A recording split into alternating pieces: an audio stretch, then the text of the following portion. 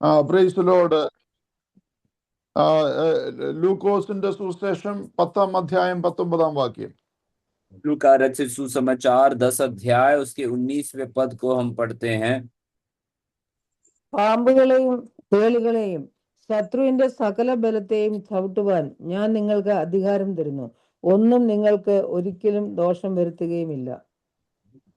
देखो मैं तुम्हें सांपों और बिच्छुओं को रौंदने का और शत्रु की सारी सामर्थ पर अधिकार दिया है और किसी वस्तु से तुम्हें कुछ हानि ना होगी।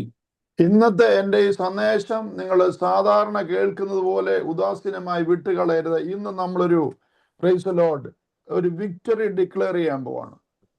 आज हम जो सुनने वाला संदेश है, अक्सर सुनने वाले संदेशों की तरह आप इसे यूं ही छोड़ ना दे, परंतु आज के ये संदेश के पश्चात हम एक विजय की घोषणा करने जा रहे हैं। അത് മരണവും ജീവനും നിങ്ങളുടെ നാവിൽ തന്നിരിക്കുന്നു.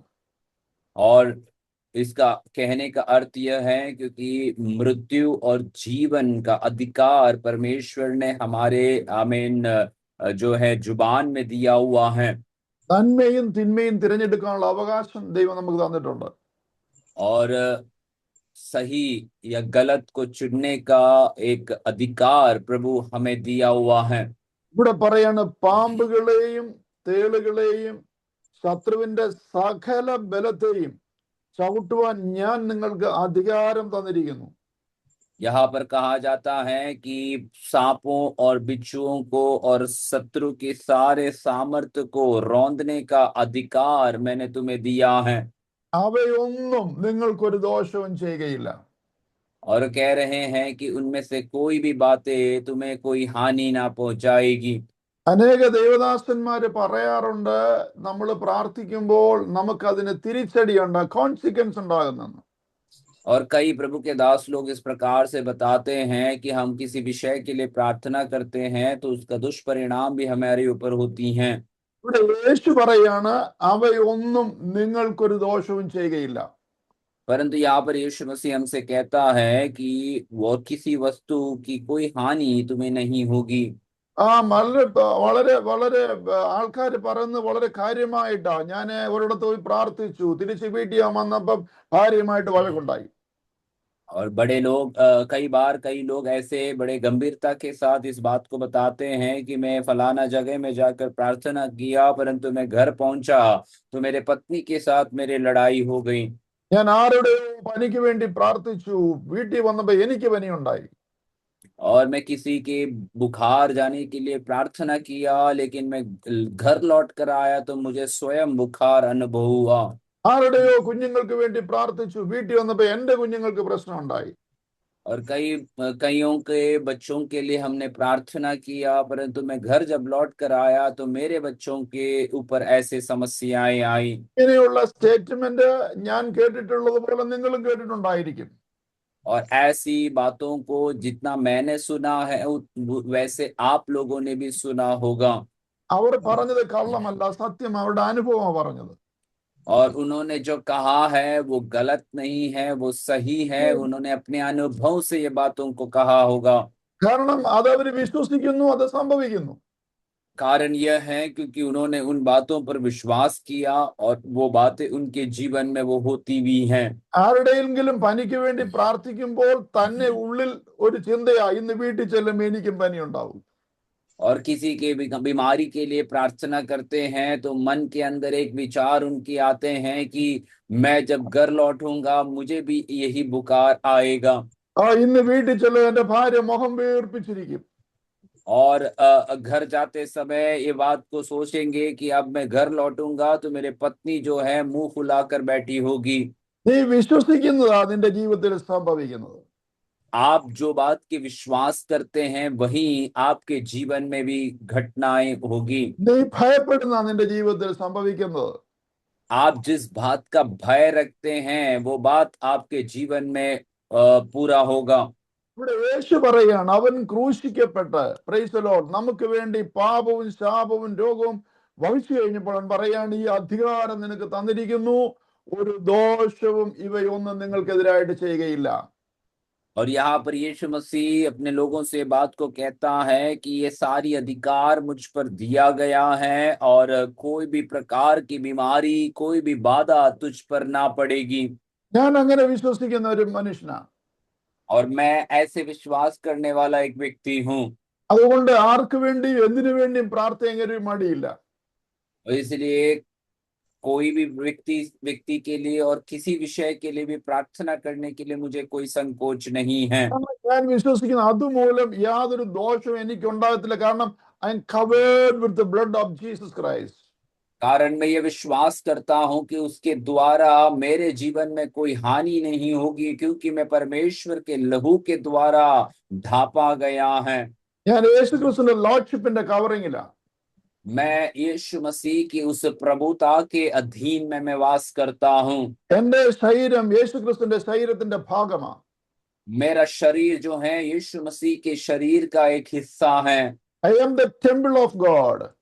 और प्रभु का वचन कहता है कि मैं परमेश्वर का मंदिर हूँ। യേശുവിന്റെ ക്രൂശ് മരണത്തോടുകൂടെ അവൻ പറയുക, ഇനി നിങ്ങൾക്ക് ഇവയൊന്നും ഒരു ദോഷവും ചെയ്യുകയില്ല. यीशु मसीह के क्रूसीकरण के पश्चात वो हमें बताता है कि इनसे कोई हानि तुझ पर नहीं होगी। ഞാൻ ആ ഭാഗം അവിടെ നിർത്തുകൊണ്ട് ഫസ്റ്റ് പാർട്ടിലേക്ക് കടന്നു വരട്ടെ. അതാണ് ഇന്നത്തെ ഇമ്പോർട്ടന്റ് മെസ്സേജ്. और मैं उस भाग को वहां पर रोककर मैं उसके ऊपरी भाग की ओर मैं आता हूँ। वही हमारा आज का मुख्य संदेश है। ഒരു പ്രാവശ്യം കൂടെ ഞാൻ പറയട്ടെ, നിങ്ങൾ യേശു ക്രിസ്തുവിന്റെ കർത്തൃത്വത്തിന്റെ ലോർഡ്ഷിപ്പിന്റെ കവറിങ്ങിലായതുകൊണ്ട് ലൂസിഫർ ഇറങ്ങി വന്നാലും കർത്താവ് അനുവദിക്കാതെ നിന്റെ തലയുടെ മുടി കൊഴിയത്തില്ല. और मैं एक और बार आपको ये बात को याद दिलाना चाहता हूँ कि हाँ आमीन, जब आप परमेश्वर के उस आमीन पूर्ण रीति से प्रभु की ओर से आप ढापे गए हैं, तो चाहे लूसीफर जो उतर आकर आपके ऊपर कुछ करना चाहे, परमेश्वर की अनुमति के बिना आपके ऊपर कुछ भी हानि नहीं होगी। യേശുവിന്റെ അനുവാദം കൂടാതെ നിങ്ങളുടെ ജീവിതത്തിൽ ഒരു ദോഷവും സംഭവിക്കത്തില്ല എന്ന് ഇന്ന് ഞാൻ ഡിക്ലെയർ ചെയ്യുക. നിങ്ങൾ അത് ഏറ്റെടുക്കുന്നെങ്കിൽ നിങ്ങൾക്ക് അനുഗ്രഹമായിരിക്കും. यीशु मसीह की अनुमति के बिना आपके जीवन में कोई हानि नहीं होगी, इसके बारे में मैं आज घोषणा करता हूँ। यदि आप उसको अपनाएंगे तो आपके जीवन में बड़ा छुटकारा को आप अनुभव करेंगे। ഇങ്ങനെയുള്ള മെസ്സേജ് പറയുമ്പോൾ പലരുടെയും ഉള്ളിൽ പല സംശയങ്ങൾ ഉദിച്ചുയരും. और ऐसे संदेशों को जब बताया जाता है तो कई लोगों के अंदर कई ऐसे शक की बातें उठकर आएगी। പല ഉദാഹരണങ്ങൾ നിങ്ങൾക്ക് ചുറ്റുപാട് കാണിക്കാനുണ്ടായിരിക്കും. और हो सकता है कि आपके पास बहुत सारे ऐसे उदाहरणों को आपको दिखाना होगा। എനിക്ക് നിങ്ങളുടെ ഉദാഹരണങ്ങൾ സാഹചര്യവുമല്ല എനിക്ക് ആവശ്യം ദൈവത്തിന്റെ വചനമാ. യേശു പറഞ്ഞു അവയൊന്നും നിങ്ങൾക്ക് ഒരു ദോഷവും ചെയ്യുകയില്ല. और मुझे आपके परिस्थिति या आपके उदाहरण को नहीं देखना है, परंतु मुझे प्रभु को जो वचन में बातों को कहता है वही मुझे अपने जीवन में अपनाना है।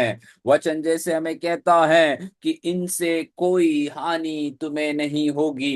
ഈ മെസ്സേജിന്റെ അവസാനം നാം ഒരുമിച്ച് ഒരു വിജയം ഡിക്ലെയർ ചെയ്യാൻ പോവാണ്. Declaration of victory. और इस संदेश के अंत में हम मिलकर एक छुटकारे का, विजय का घोषणा करने जाएंगे। ഇവിടെ പറയാണ്, പാമ്പുകളെയും തേളുകളെയും ശത്രുവിന്റെ സകല ബലത്തെയും ചവിട്ടുവാൻ ഞാൻ നിങ്ങൾക്ക് അധികാരം തന്നിരിക്കുന്നു. यहाँ पर कहते हैं कि सांपों और बिच्छुओं को रौंदने और शत्रु के सारी सामर्थ पर मैंने तुम्हें अधिकार दिया है। തരാമെന്നല്ല പറഞ്ഞേക്കുന്നത്, തന്നിരിക്കുന്നു. और प्रभु ने इस प्रकार से नहीं कहा कि मैं तुम्हें दूंगा, परंतु ये बता रहा है कि अधिकार दिया है। നിങ്ങളുടെ മെറിറ്റ് നോക്കി, നിങ്ങളുടെ യോഗ്യത നോക്കിയല്ല നിങ്ങളെ തിരഞ്ഞെടുത്തത്. और आपके कोई खूबी देखकर या आपके अंदर से कोई योग्यता देखकर नहीं है कि परमेश्वर ने हमें चुना है। ലോകത്തിന്റെ ഉൽപ്പത്തിക്ക് മുമ്പേ അവൻ നിങ്ങളെ കണ്ടു, ക്രിസ്തുവിൽ തിരഞ്ഞെടുത്തിരിക്കുക. और संसार की उत्पत्ति से पहले उसने हमें देखा है और मसीह में हमें चुन भी लिया है। നിങ്ങളിൽ ജീവിതത്തിൽ ഉണ്ടാകുന്ന താഴ്ച വീഴ്ച ഉയർച്ചകളിലൊന്നും അല്ല കർത്താവ് ഡിപ്പെൻഡ് ചെയ്യുന്നത്. और आपके जीवन में आने वाले ऊंच नीच की अवस्थाओं में नहीं है कि प्रभु हमारे ऊपर कार्य करने के लिए हमारे ऊपर निर्भरता रखते हैं। നീ ഭൂമിയിൽ ജനിക്കുന്നതിന് മുമ്പ് നിന്റെ സകല സ്വഭാവത്തെയും അറിയാവുന്ന ഒരു ദൈവമാണ് നിന്നെ കർത്താവ് ഈ ശുശ്രൂഷയ്ക്ക് വിളിച്ചു വേർതിരിച്ചിരിക്കുന്നത്. इस संसार में आपके जन्म होने से पहले आपके सारे इतिहास को जानने वाला परमेश्वर आपको इस सेवकाई के लिए बुलाकर आपको अलग किया है। ഒരു തരത്തിലുമുള്ള നിന്റെ യോഗ്യത കണ്ടല്ല കർത്താവ് നിന്നെ തിരഞ്ഞെടുത്തത്. आपके अंदर कोई भी प्रकार की योग्यता को देखकर नहीं है कि प्रभु ने आपको चुना है। ആ ശിഷ്യത്വത്തിലേക്ക് കടന്നു വന്ന ദൈവജനത്തോട് ദൈവദാസന്മാരോട് കർത്താവ് പറയുക, പാമ്പുകളെയും തേളുകളെയും ശത്രുവിന്റെ സകല ബലത്തെയും ചവിട്ടുവാൻ ഞാൻ നിങ്ങൾക്ക് അധികാരം തന്നിരിക്കുന്നു. और ऐसे एक आमीन उस चेलेपन का अनुभव में आए हुए लोगों से प्रभु का वचन ये बात को कहता है कि सांपों को और बिच्छुओं को रौंदने का सारा अधिकार मैं तुम्हें दिया है। എന്താണ് ഇത് കാണിക്കുന്നത്? ये क्या दर्शाता है? ഇത് ബ്രൂട്ടലായിട്ട് ഭയാനകമായ ഒരു അന്തരീക്ഷത്തെ നമ്മൾ ഇത് കാണിക്കുക. एक भयानक एक परिस्थिति को हमें ये बात दर्शाने की कोशिश करते हैं। പാമ്പുകളും തേളുകളും ശത്രുവിന്റെ സകല ബലവും എന്ന് പറഞ്ഞാൽ പാമ്പിനെ കാണിക്കുന്നത് തുടക്കം മുതലേ അവൻ വഞ്ചിക്കുന്നവനാണ്, വളരെ ഷാർപ്പാണ്, വിഷമുള്ളതാണ്. और सांपों और बिच्छुओं को जब बताया जा रहा है तो शुरुआत ही से प्रभु का वचन हमें सिखाता है सांप जो है धोखा देने वाला एक वस्तु के समान या एक परिस्थिति को हमें बताने की कोशिश करती हैं। ആ തേളുകളെയും അത് തന്നെ കാണിക്കും. ഞാൻ ചില റെഫറൻസ് തരാം. और साथ साथ बिच्छुओं को भी इसी संबंध में जोड़ा जाता है। मैं आपको कुछ आयतों को मैं बता कर देता हूँ। പിന്നീട് ശത്രുവിന്റെ സകല ബലം, और उसके बाद लिखा है कि शत्रु की सारी सामर्थ पर। എന്നെ കേൾക്കുന്ന നിങ്ങൾ ഇതിന് ഈ മൂന്ന് കാര്യങ്ങളാൽ ചുറ്റപ്പെട്ടവരായിരിക്കും. और मुझे सुनने वाले आप लोग इस 3 बातों से कई बार घेरे हुए अपने आप को देखते हैं। നിങ്ങൾ അത് കണ്ട് പേടിക്കുന്നുണ്ടോ? क्या आप इन बातों को देखकर घबरा रहे हैं? പേടിക്കരുതെന്ന ദൈവവചനം പറയുന്നത്. परमेश्वर का वचन कहता है कि इन बातों को देखकर हमें घबराना नहीं है। ദൈവവചനം ഓരോ ദിവസവും നമുക്ക് തരുന്ന ദൂതാണ്, ഫിയർ നോട്ട്, നീ ഭയപ്പെടരുത്. परमेश्वर का वचन एक एक दिन हमें देने वाला संदेश यह है कि हमें डरना नहीं है। നിന്റെ സാഹചര്യത്തെ നോക്കി വിശ്വസിക്കാനുള്ളതല്ല ദൈവം. आपका परिस्थिति को देखकर विश्वास करने के लिए प्रभु आपके लिए खड़ा नहीं है। ആ തിന്നാനും കുടിക്കാനും പൈസയും എല്ലാ സുബ്രയും കയ്യിലുണ്ടെങ്കിൽ ആ ദൈവം നല്ലവനാണെന്ന് ചിന്തിക്കുവാനായിട്ടല്ല ദൈവം വിളിച്ചേക്കുന്നേ. और आपके पास खाने के लिए, पीने के लिए और पहनने के लिए सब कुछ है तो तब परमेश्वर अच्छा है ऐसा समझने के लिए नहीं है कि प्रभु ने हमें बुलाया है। എല്ലാം പീസ്ഫുൾ അറ്റ്മോസ്ഫിയറിൽ പോവുകയാണെങ്കിൽ ഇന്നത്തെ ദിവസം നല്ലതായിരുന്നു, ദൈവം കൂടെ ഉണ്ടായിരുന്നു എന്ന് അല്ല ചിന്തിക്കേണ്ടത്. सब शांतिपूर्ण अनुभव में से होकर जाते हैं तो आज का दिन अच्छा था, आज प्रभु मेरा साथ था, ऐसे सोचने के लिए नहीं कि प्रभु ने हमें बुलाया है। നിങ്ങളെ പാമ്പുകളും തേളുകളും ശത്രുവിനും നിങ്ങളെ വളഞ്ഞു നിൽക്കുമ്പോഴും നിങ്ങൾ വിശ്വസിക്കണം, ഇന്ന് സമാധാനത്തിന്റെ ദിവസമാണ്, യേശു എന്നോട് കൂടെ ഉണ്ട്. आपके चारों ओर सांपों और बिच्छुओं के द्वारा और शत्रु के सारे सामर्थ्य के द्वारा जब आप घेरे हुए पाए जाते हैं तब आपको विश्वास करना है कि परमेश्वर का सारी उपस्थिति मेरे आसपास में घेरे हुए हैं। ഈ പാമ്പുകളും തേളുകളും ശത്രുവും ലോകത്തിന്റെ എല്ലാ ഭാഗത്തും ഉണ്ട്, എല്ലാ ഏരിയയിലും ഉണ്ട്. और इस सांप और बिच्छुओं का ये कार्य जो है और शत्रु का कार्य जो है दुनिया भर के कोई भी कोने में आप जाए सभी जगह पर ये आप पाएंगे। നിങ്ങൾ വനത്തിലേക്ക്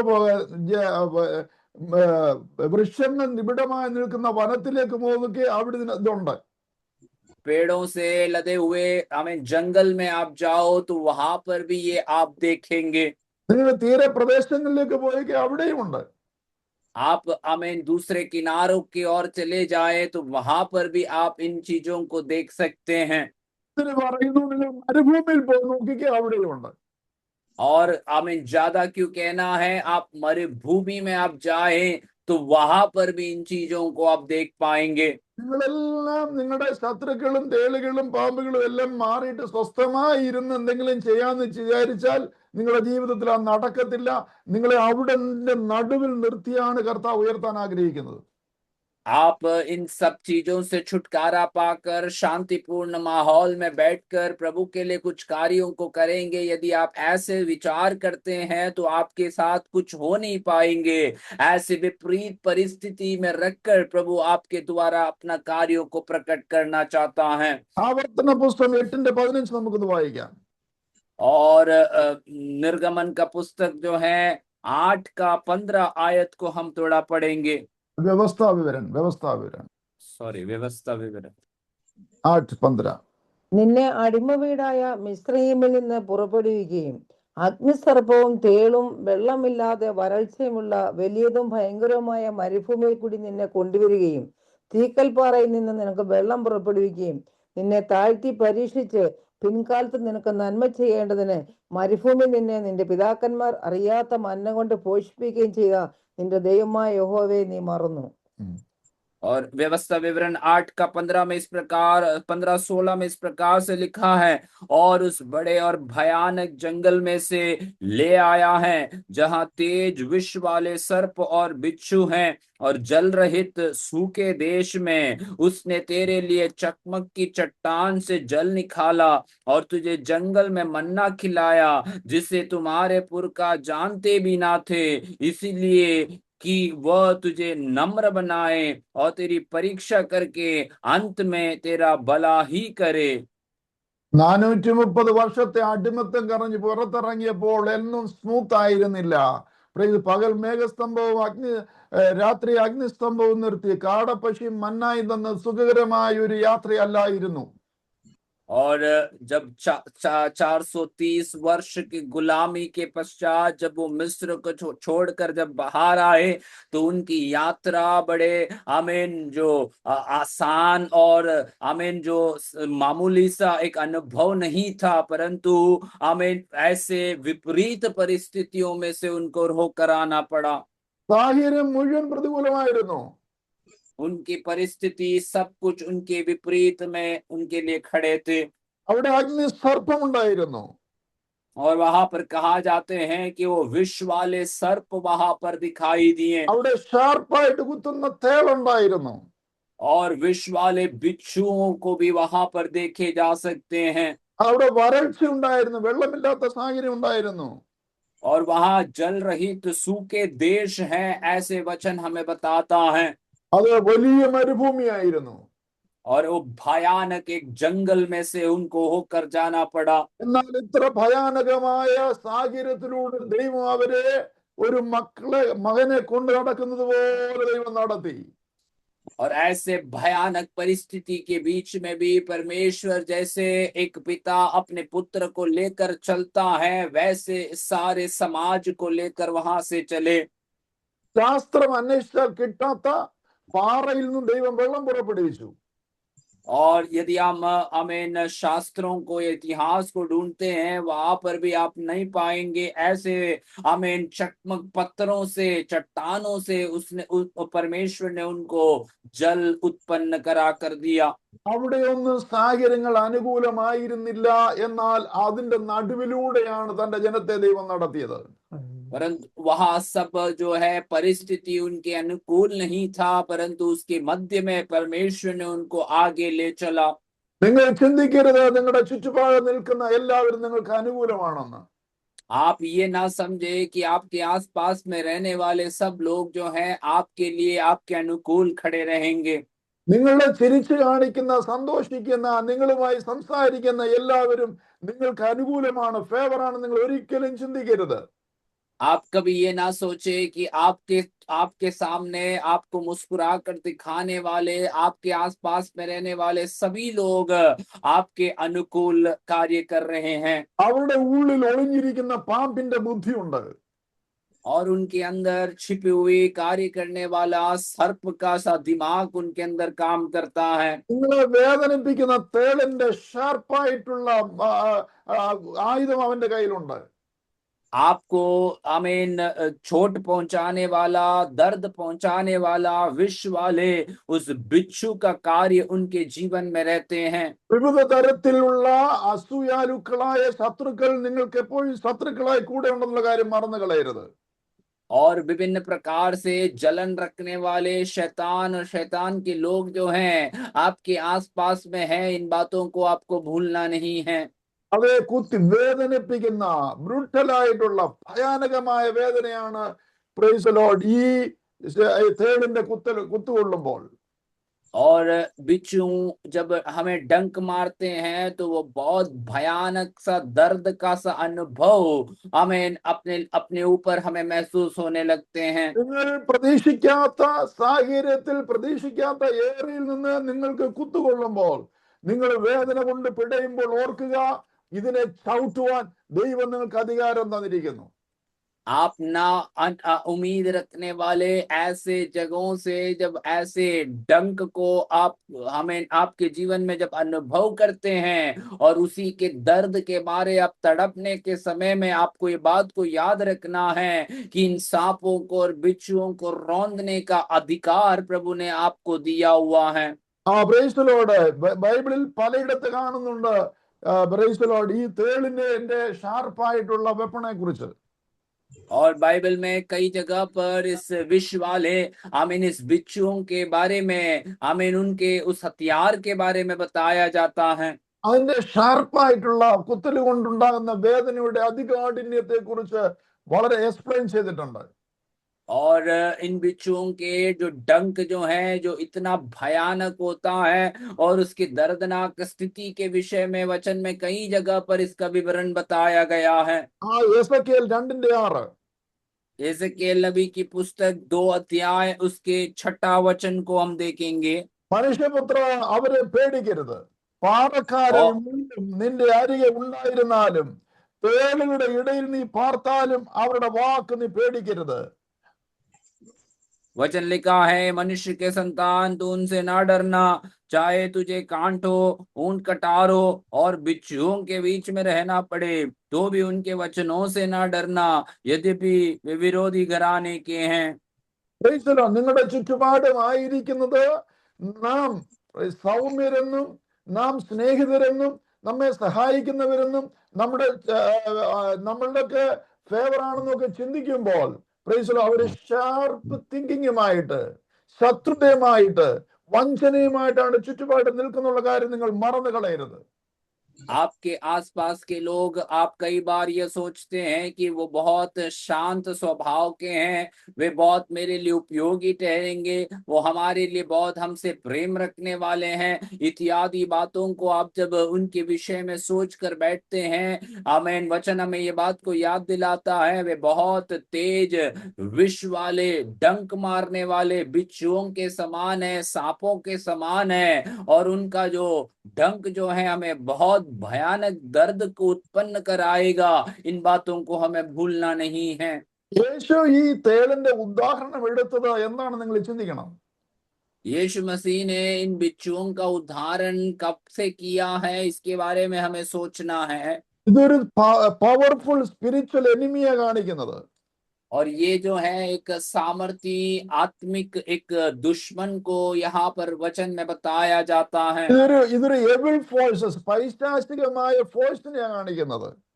और एक दुष्ट आत्मा का एक बड़ा सामर्थ्य को यहाँ पर बताया जा रहा है। പുസ്തകത്തിൽ പറയുന്നത് ഒരു ഡിമോണിക് ലോക്കസ്റ്റ് ആണെന്ന്. और प्रकाशित वाक्य में बताया जाता है कि ये एक आमीन जो है शैतान से भरा हुआ एक प्राणी है ये। Praise the Lord. പറയാണ് ഇതിനെ കാണിക്കുന്നത് മിനിസ്റ്റർ ഓഫ് ആന്റി ക്രൈസ്റ്റ്. और उसको इस प्रकार से दर्शाया जाता है कि वो विरुद्ध मसीह का एक सेवक के समान ये काम करता है। മരുഭൂമിയിൽ പോലും സുലഭമായിട്ട് ദൈവജനത്തെ ഉപദ്രവിക്കാൻ അത് കൂടെ ഉണ്ടായിരുന്നു. और इस ये जो प्राणी जो है मरुभूमि में बहुत आसानी से ये इसको हम देखे जा सकते हैं। അത് ആംഡ് വിത്ത് അത് വളരെ അതിന് ഷാർപ്പായിട്ടുള്ള വാലില് അതിന്റെ ഷാർപ്പായിട്ട് മുള്ള് അത് കുത്തിയാൽ ഭയങ്കര വേദനയാണ്, വിഷമുള്ളതാണ്. और इन बिच्छुओं का जो पूंछ है उसमें जो कांटे हैं, यदि वो हमें डंक मार देते हैं तो उसका दर्द जो है वो बहुत भयानक और बहुत वेदना उत्पन्न करने वाली होती हैं। എപ്പോഴും വേദനിപ്പിക്കാനുള്ള ആയുധമേ അവന്റെ കയ്യിലുള്ളൂ, ഒരായുധവും നിന്നെ ആശ്വസിപ്പാൻ അവന്റെ കയ്യിലില്ല. और हमेशा हमें चोट पहुंचाने वाले, हमें दर्द पहुंचाने वाला हथियार ही उसके हाथ में होती हैं। कभी भी वो हमें आश्वासन देने वाली बातों को नहीं कह पाते हैं। ഈ രാജാക്കന്മാരിലും രണ്ട് ദിനവൃത്താന്തത്തിലും ഈ ഈ തേളുകളെ കാണിക്കുന്നത് സിവിയർ പണിഷ്മെന്റ് കൊടുക്കുന്നതിനെ കുറിച്ചാണ് കാണിക്കുന്നത്. पहले राजाओं का पुस्तक और इतिहास का पुस्तक में सब इन प्रकार के बिच्छुओं को बड़े बड़े अपराधों के प्रति दंड देने के लिए उपयोग करने वाले हथियार के रूप में देखे जाते हैं। ആ വിക്കറ്റ് മാനെ റെപ്രസെന്റ് ചെയ്തതാണ് ഈ പറയുന്ന തേള്, സ്കോർപിയോ. और ये बिच्छू जो है एक दुष्ट मनुष्य के साथ उसके तुलना करते हुए, संबोधन करते हुए बताते हैं। ഇറ്റ് ഈസ് യൂസ്ലെസ് തിങ്സ് ആണ്, ആഹാരത്തിന് കൊള്ളാവുന്ന സാധനമല്ല. അതുകൊണ്ടാണ് കർത്താവ് പറയുന്നത് മുട്ട ചോദിച്ചാൽ തേള് കൊടുക്കുമോ. और ये जो बिच्छू है ये खाने के लायक नहीं है, इसलिए यीशु मसीह इस बात को एक बार बताते हैं कि तुम में से कोई, अब तुम्हारे बच्चे तुमसे अंडा मांगे तो क्या तुम उन्हें बिच्छुओं को देंगे। വിക്കറ്റ് പീപ്പിളിനെ റെപ്രസെന്റ് ചെയ്താണ് തേള്, സ്കോർപിയോ. और दुष्ट लोगों को संबोधन करने वाला एक प्राणी है ये बिच्छू। എന്നാൽ യേശു കടന്നു വന്ന് പറയുകയാണ്, परंतु यीशु मसीह उनके पास आकर इस प्रकार से कहता है, ഈ സകലത്തിന്റെ മേലും ഞാൻ നിങ്ങൾക്ക് അധികാരം തരുന്നു. इन सारे प्राणियों के ऊपर, इन सब वस्तुओं के ऊपर मैं तुम्हें अधिकार को देता हूँ। ഈ ജീവിതയാത്രയിൽ മരുഭൂമിയിലുള്ള ഉപദ്രവത്തിനെതിരായിട്ട്, इस जीवन यात्रा में, मरुभूमि में हमारे प्रति, हमारे विरोध में आने वाले उपद्रव को सामना करने के लिए, ആന്റി ക്രൈസ്റ്റിനെതിരായിട്ട്, विरुद्ध मसीह के विरोध को सामना करने के लिए, നിങ്ങളെ ഉപദ്രവിക്കാനും നശിപ്പിക്കാനും ഇല്ലാതാക്കാനും ശ്രമിക്കുന്ന ആയുധവുമായി കടന്നു വരുന്നവരുടെ മുകളിൽ നിങ്ങൾക്ക് അധികാരം തരികയാണ്. और आपको नष्ट करने के लिए, आपके जीवन को खराब करने के लिए कोशिश करने वाले आमीन उन लोगों के ऊपर परमेश्वर आपको अधिकार देता है। ആ ദുഷ്ടജനത്തിന്റെയും ദുഷ്ട വ്യക്തികളുടെയും മുകളിൽ ഞാൻ നിങ്ങൾക്ക് അതോറിറ്റി തരികയാണ്. दुष्ट लोगों के ऊपर और दुष्ट मनुष्यों के ऊपर जो है प्रभु हमें अधिकार को दे रहा है। ഇത് പുസ്തകത്തിൽ എഴുതിയിട്ട് വായിച്ചുകൊണ്ടിരുന്ന പറ്റത്തില്ല, നിങ്ങൾ അതിനെ ചവിട്ടണം. और यदि आमीन आप इस बातों को पुस्तक में पढ़ते हुए बैठते रहेंगे तो आपसे कोई काम नहीं हो पाएगा, आप उसको वास्तविकता में लेकर आना है। ഇന്ന് നിങ്ങൾ ശുശ്രൂഷയിൽ മിനിസ്ട്രിയിൽ അനുഭവിക്കുന്ന എതിർപ്പുകള്, आज आप अपनी सेवकाई में अनुभव करने वाले जो विरोध की कार्य हैं, ഇന്ന് നിങ്ങൾ സാമ്പത്തിക വിഷയത്തിൽ അനുഭവിക്കുന്ന പ്രതികൂലങ്ങള്, आज आप आपके आर्थिक जीवन में अनुभव करने वाले जो प्रतिकूल अवस्थाएं हैं, കുടുംബ ജീവിതത്തിൽ ശത്രു ഉണ്ടാക്കുന്ന പ്രശ്നങ്ങള്, आपके पारिवारिक जीवन में शैतान उत्पन्न करने वाले प्रश्नों को, നിങ്ങളുടെ കുഞ്ഞുങ്ങളുടെ ഭാവിക്കെതിരായി സാത്താൻ കൊണ്ടുവരുന്ന ഈ തേള് കൊണ്ടുവരുന്ന വിഷയങ്ങള്, और आपके बच्चों के भविष्य के विरोध में शैतान इन बिच्छुओं के समान लेकर आने वाले ढंक जैसी अवस्थाएं, നിങ്ങളുടെ ജീവിതത്തിന്റെ എല്ലാ ഏറിയിലും വരുന്ന പ്രതികൂലങ്ങളെ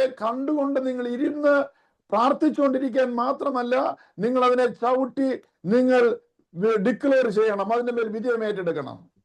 आपके जीवन में, आपके विरोध में उठकर आने वाले हर एक उन प्रतिकूल बातों को देखकर केवल प्रार्थना करने वाली अनुभव में नहीं, परंतु आप उन बातों के ऊपर अधिकार के साथ उनको रौंदने के लिए आप तैयार होना है। മോശയോട് ചോദിച്ചു, നിങ്ങൾ എന്തിനാ കരഞ്ഞുകൊണ്ടിരിക്കുന്നേ? मूसा से परमेश्वर पूछता है कि तुम क्यों इस प्रकार से रोते हुए बैठे हो। You have to act. आपको कार्य करना शुरुआत करे। നിങ്ങൾ എന്തിനാ കരഞ്ഞുകൊണ്ടിരിക്കുന്നേ? ആ കല്ല് പിടിച്ചു മാറ്റ്. और तुम क्यों रोते हुए बैठे हो? तुम्हारे सामने जो पत्थर है उसे तुम पकड़कर हटा दीजिए। നിങ്ങളെ കെട്ടുകൾ അഴിക്ക്. तुम्हें जो बंधन है उस बंधनों को खोल देना है। നിങ്ങൾ ചില കാര്യങ്ങൾ ചെയ്യണം. आपको जो कार्यों को करना चाहिए वो आपको करना जरूरी है। ഇവിടെ നിങ്ങൾ ശത്രുക്കളാൽ ചുറ്റപ്പെട്ടിരിക്കുമ്പോൾ, പാമ്പുകളെയും തേളുകളും ശത്രുക്കളുമായി ചുറ്റപ്പെട്ടിരിക്കുമ്പോൾ അതിനെ ഓവർകം ചെയ്യുവാൻ, അതിനെ ഡോമിനേറ്റ് ചെയ്യുവാൻ അധികാരം ഞാൻ നിങ്ങൾക്ക് തന്നിട്ടുണ്ട്. आप जब आपके आसपास में सांपों को और बिच्छुओं को और उसके गलत कार्यों के द्वारा आप जब घेरे जाते हैं, तो प्रभु का वचन कहता है कि मैं तुम्हें अधिकार दिया हूं कि उनके ऊपर हावी होने के लिए, उनके ऊपर विजय प्राप्त करने के लिए। നമുക്ക് മറ്റൊരു വെപ്പണില്ല, നിങ്ങളുടെ നാവിന്മേൽ അതിനുള്ള അധികാരം തന്നിരിക്കുക.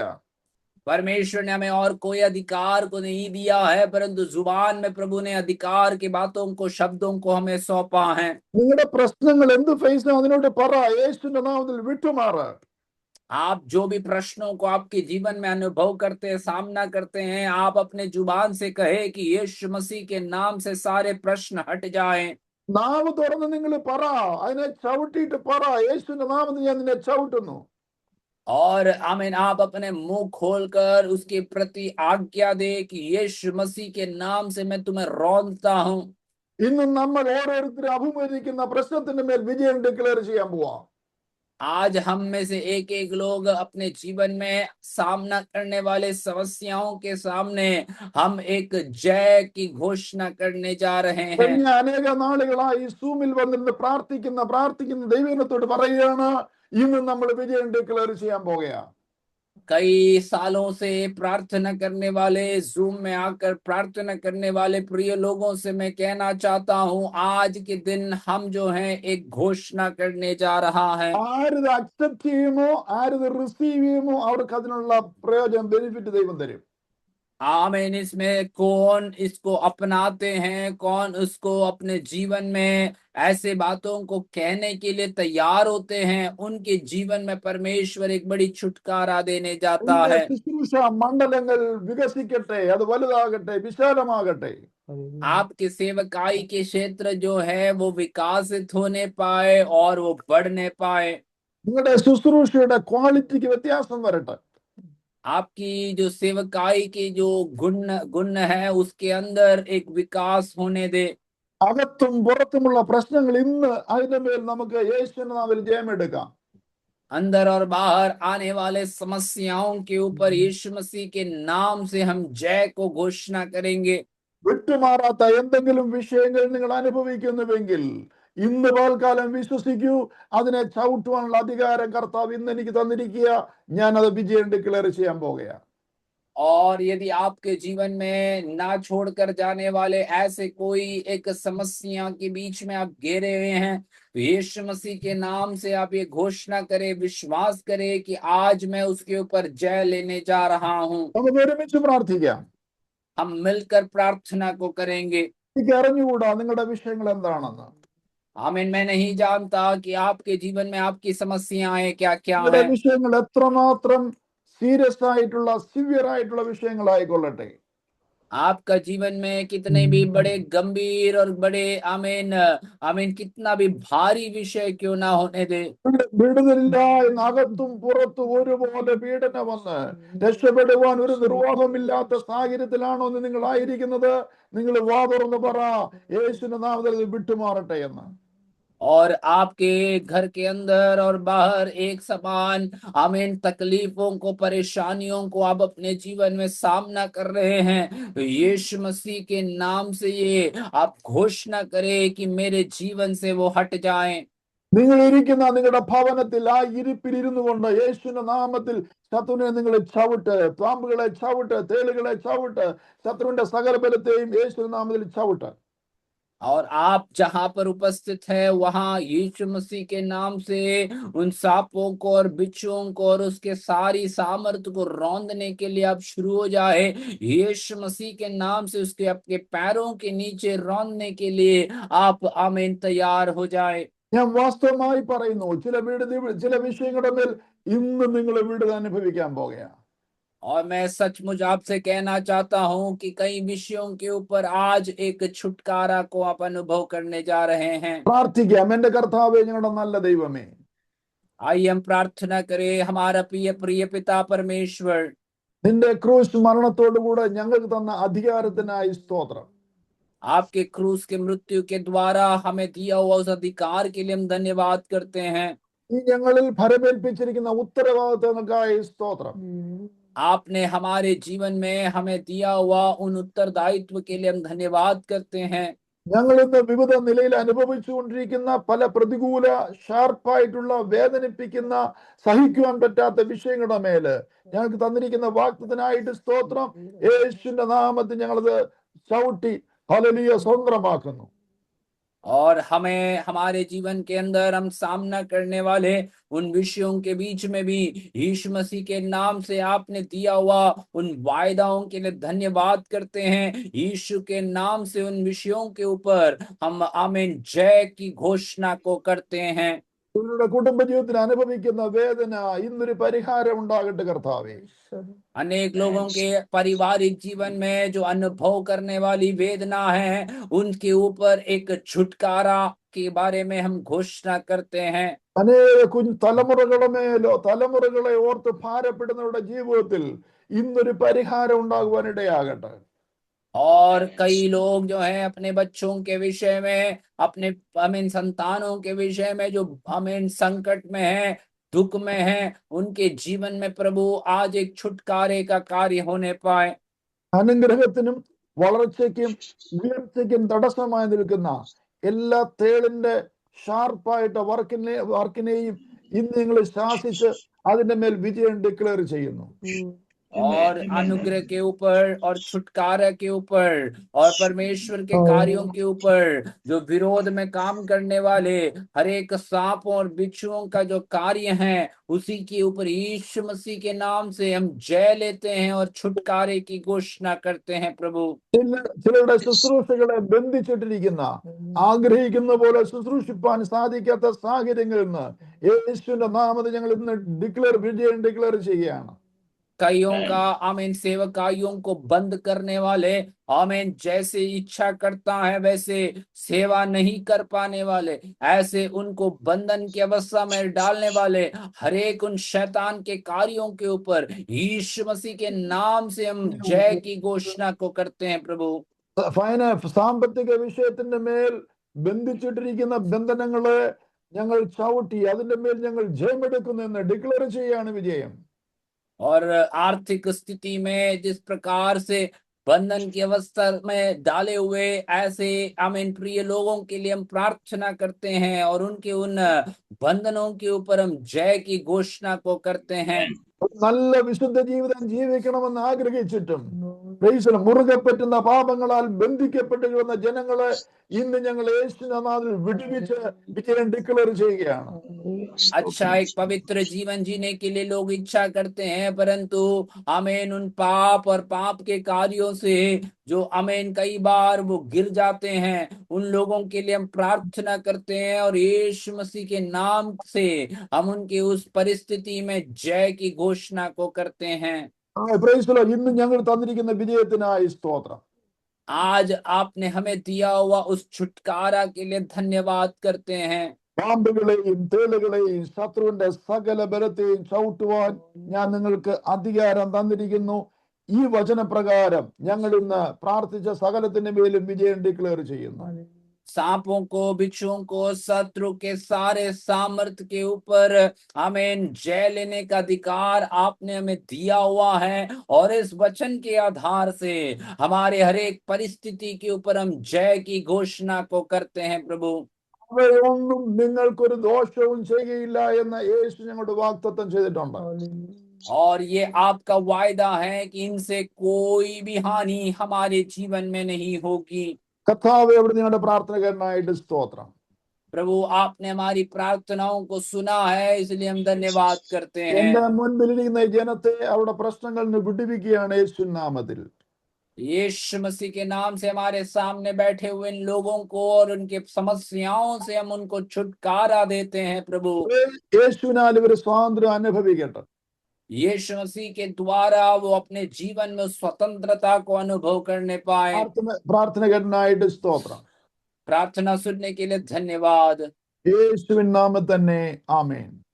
यीशु मसीह के नाम से आमेन।